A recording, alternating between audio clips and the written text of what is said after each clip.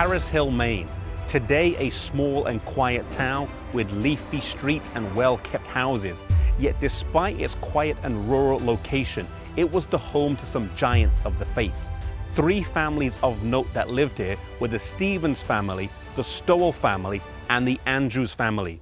J.N. Andrews was the son of Edward Andrews and the nephew of Charles Andrews, a state representative of Maine. Cyprian Stevens had two daughters, one of whom married Uriah Smith and the other married J.N. Andrews. Today the home of Edward Andrews stands behind me as the Paris Hill Country Club, and Cyprian Stevens' farm is located just down the road.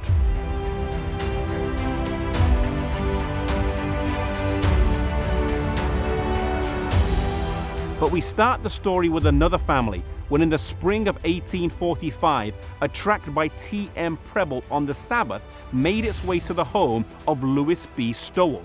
He set the tract aside, but his 15-year-old daughter, Marion, picked it up and decided to read it. She was convinced on the truth of the Sabbath and decided to keep it. She then shared the tract with her brother Oswald, and he also decided to keep the Sabbath. They then called J.N. Andrews, who was only 15 years old but was respected as having an intelligent mind. He read the tract and also decided to keep the Sabbath.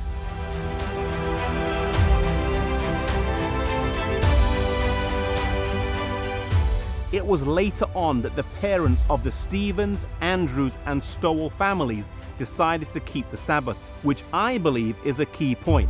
It was the teenagers who made the decision to keep the Sabbath based on God's word, regardless of what others thought.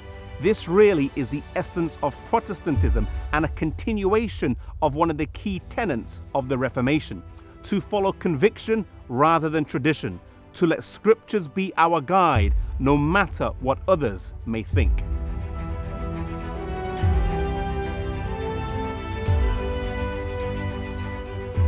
Louis B. Stowell sent a letter and $10 to the Seventh-day Baptist minister in Hopkinton, Rhode Island, to obtain some more materials. Soon the tracts arrived and a small company of Sabbath-keeping Adventists was established in Paris Hill, Maine. These families would go on to be pillars in the new and fledgling movement that was being birthed.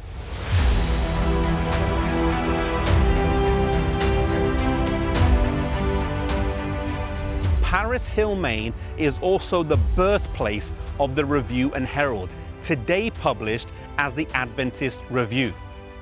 From August to November of 1850, a magazine was published here called the Advent Review. And then from November 1850 to June 1851, the Review and Herald was published here in a building near this site.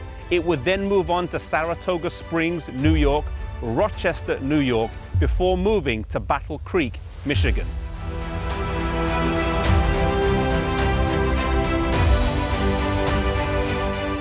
In 1856, the Stevens and Andrews families would move to the state of Iowa, and the town of Paris Hill, Maine would become just a memory of the early beginnings and challenges of Sabbatarian Adventism. Though the action had moved on from this town, their example of faithfulness under conviction lives on today and stands as an example of how we ought to live our lives. It doesn't matter who else makes a decision or what authority is trying to instruct and guide us. We need to be true to the convictions of our conscience first and foremost. It was Peter who said that we ought to obey God rather than man.